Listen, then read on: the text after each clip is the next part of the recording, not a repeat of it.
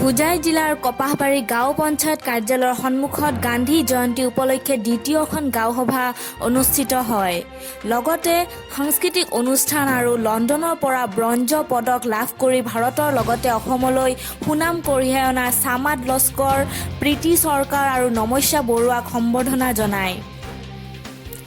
আজি হোজাই জিলাৰ কপাহবাৰী গাঁও পঞ্চায়তৰ কাৰ্যালয়ত অতি উলহ মালহেৰে আজি দ্বিতীয়খন গাঁও সভা অনুষ্ঠিত কৰা দেখা যায়।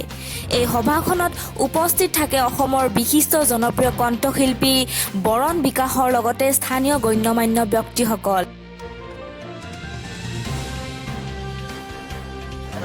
আজি আমাৰ দ্বিতীয়খন গাঁও সভা অনুষ্ঠিত কৰা হ'ল। লগতে আমাৰ আন্তঃৰাষ্ট্ৰীয় বিষয় চামাদ লস্কৰ, প্ৰীতি চৰকাৰ আৰু নমস্যা বৰা এখনত ইয়াতে আদৰণি আৰু লগতে আমাৰ মিউজিচিয়ান হিচাপে আমাৰ বন্ধুবৰ বৰুণ বিকাশ ডাঙৰীয়াও উপস্থিত হৈছে। বহুত ভাল লাগিল ইয়াতে। আৰু আমাৰ গাঁৱে গাঁৱে বহুত আঁচনি লোৱা হৈছে।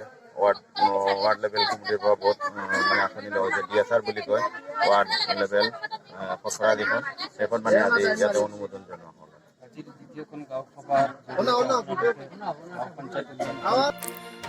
কপাহবাৰী গাঁও পঞ্চায়তৰ সভাপতি কবিৰ আহমেদ লস্কৰৰ আয়োজন কৰা এই গাঁও সভাখনৰ মূল উদ্দেশ্য আছিল পঞ্চায়তখনৰ বিভিন্ন ৰাস্তা ঘাটৰ লগতে ৰাজহুৱা অনুষ্ঠানসমূহৰ কামৰ আলোচনী প্ৰস্তুত কৰা।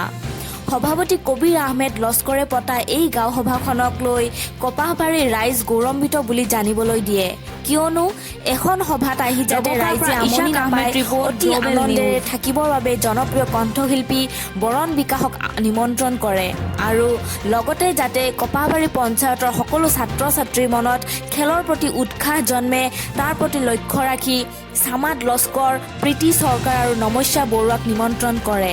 দবকাৰ পৰা Isak Ahmed report, global news.